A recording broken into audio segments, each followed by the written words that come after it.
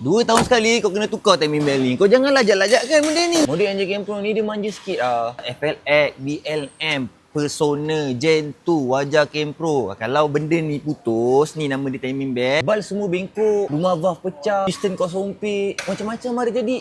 Kau tengok timing belt lama dia ni, dah merekah. Bahagian luar ni dah berjalur-jalur. Timing belt baru, solid je. Kau tengok, handsome. Dah tukar timing belt, tukar sekali dengan water pump. Dia umpama adik abang, saling berkongsi dan saling bekerjasama. Boleh je tak nak tukar ni dulu, tapi akan datang nanti bila nak tukar water pump ni, upah dia sama macam tukar timing belt. Lebih baik tukar dua-dua ni sekali, satu kali upah. Senang. Jangka hayat timing belt ni pula 100,000 km ataupun 2 tahun. 100,000 tu maksimum tau. Ambil langkah selamat, 80,000 km tu tukar je timing belt baru. Lagi selamat, lebih terjamin keselamatan anda di jalan raya. Tengok ni sistem air dia karat.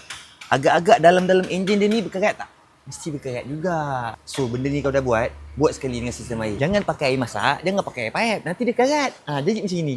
Kan mudah. Coolant masukkan, jangan lupa. Tengok video ni kan? Kau jangan lupa like, follow, komen dan share. Gerak lu Papa Roger.